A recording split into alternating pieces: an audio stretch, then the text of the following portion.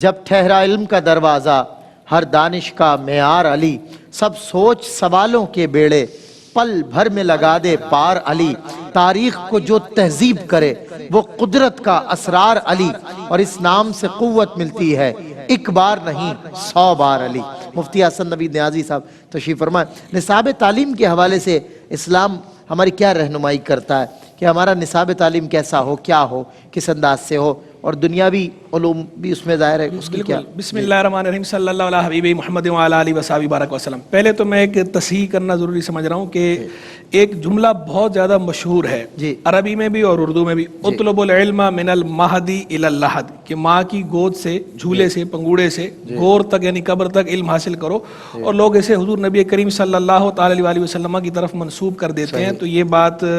بالکل واضح crystal clear ہے کہ یہ حضور جان عالم صلی اللہ تعالی علیہ وسلم کا فرمان نہیں ہے، یہ حدیث مرفوع نہیں ہے۔ تو حضور نبی کریم صلی اللہ علیہ وسلم کی طرف منسوب کر کے بیان کرنا یہ مقولہ ہے، بطور مقولہ ٹھیک ہے، یہ ایک سینگ ہے، اور سینگ ٹھیک ہے، معنی مفہوم اپنی جگہ بالکل درست ہے، مقولے کے طور پر بیان کیا جا سکتا ہے، لیکن سرکار صلی اللہ علیہ وسلم کی طرف اس کی نسبت درست نہیں۔ اب آ جائیے آپ کے سوال کے جواب کی طرف کہ نصاب تعلیم کے حوالے سے ہدایات۔ دیکھیں، تعلیم کے اسلام ہر سطح پر تعلیم کو پروموٹ کرتا ہے، لیکن تعلیم کے اندر جو بنیادی چیز ملحوظ ہے وہ ہے اس کا محمود ہونا، اس کا نافع ہونا، یعنی وہ علم جو علم محمود ہو، اچھا ہو، دینی اعتبار سے بھی، دنیاوی اعتبار سے بھی، اخروی اعتبار سے بھی۔ یہ تین اعتبارات بتا دیے، ان تین اعتبارات میں سے کسی بھی اعتبار سے اگر وہ اچھا ہو، نافع ہو، اس کی اسلام اجازت دیتا ہے، لیکن شرط کیا ہے ساتھ کہ وہ کسی سطح پر دائرہ شریعت سے نہ ٹکراتا ہو۔ جیسے مثال دے دیتا ہوں، جادو ہے، سحر ہے، جادو بھی فن ہے، تو اب کوئی کہے کہ جناب علم کو جو ہے وہ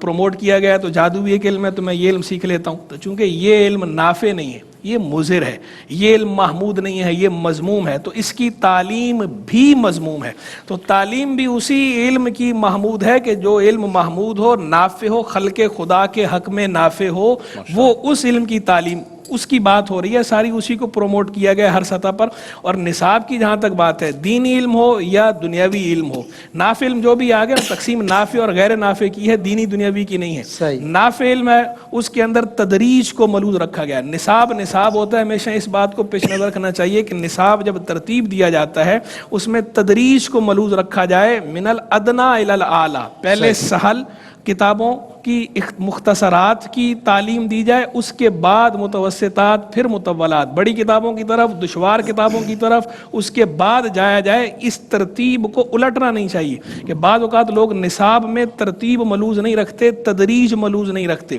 دینی اداروں میں بھی ہمیں دیکھنے میں یہ مل رہا ہے بعض جگہوں پر، اور دنیاوی اداروں میں بھی دیکھنے کو یہ بات مل رہی ہے۔ پھر یہ بھی فرق پتہ ہونا چاہیے کہ ایک ہے تدریسی نصاب اور ایک ہے مطالعاتی نصاب، دونوں کا فرق بھی پتہ ہونا چاہیے کہ کون سی کتابیں مطالعے کے نصاب میں رکھنے کی ہیں اور کون سی کتابیں جو ہے وہ باقاعدہ درس کی ہیں، تدریس کی ہیں، پڑھانے کی ہیں۔ ہر کتاب جو ہے وہ پڑھانے والی نہیں ہوتی، کچھ کتابیں سیلف اسٹڈی والی ہوتی ہیں، صرف مطالعے کے لیے ہوتی ہیں، تو وہ مطالعے کے نصاب میں رکھنا مفید ہوتا ہے۔ درسی نصاب میں وہی کتابیں رکھنی چاہیے جو درس کی ضروریات کو پورا کرتی ہوں، تدریسی ضروریات کو پورا کرتی ہوں، یعنی دین کے حق میں نافع، ملک و ملت کے حق میں نافع، خلق خدا کے حق میں نافع۔ اور سب سے بڑی اور اہم بات یہ کہ نصاب وہ مرتب کرے جسے طویل تجربہ ہو تدریس کا۔ بدقسمتی سے، انفارچونیٹلی، یہ قیامت کی نشانیوں میں سے میں سے ایک قرار دے رہا ہوں محاورتاً، آج کل بعض اداروں میں یہ دیکھنے کو مل رہا ہے، دینی اداروں میں بھی اور دنیاوی اداروں کے اندر بھی، بعض کی، سب کی بات نہیں کر رہا، اچھے ادارے بھی موجود ہیں ہر جگہ، بعض میں دیکھنے کو مل رہا ہے کہ نصاب وہ لوگ مرتب کر رہے ہیں کہ جنہیں خیر سے ایک دن کا بھی تدریسی عملی تجربہ نہیں ہے، پریکٹیکل نہیں ان کا تدریس کا، ایک بندے نے تدریس خود کبھی کی نہیں ہے اور وہ اب نصاب مرتب کر رہا ہے اور وہ اس بنا پہ کتابوں کو نکال رہا ہے، ڈال رہا ہے، جی یہ کتاب نہیں ہونی چاہیے، یہ کتاب ہونی چاہیے۔ تو یہ قیامت کی نشانیوں میں سے ہے۔ محسن بھوپالی کا وہ شعر ہے نا، محسن بھوپالی کا وہ مشہور شعر، اس نے کہا جاہل کو اگر جہل کا انعام دیا جائے، اس حادثہ وقت کو کیا نام دیا جائے، میں خانے کی توہین ہے، رندوں کی ہتک ہے، کم ظرف کے ہاتھوں میں اگر جام دیا۔ تو یہ نصاب کا اس طرح مرتب کرنا بالکل وہی بات ہے، کم ظرف کے ہاتھوں میں اگر جام دیا جائے۔ اسی آدمی کا یہ کام ہے جو طویل تدریسی عملی تجربہ رکھتا ہو، اسے خوب فہم ہو، وہ یہ کام کرے۔ بالکل ٹھیک، بالکل ٹھیک۔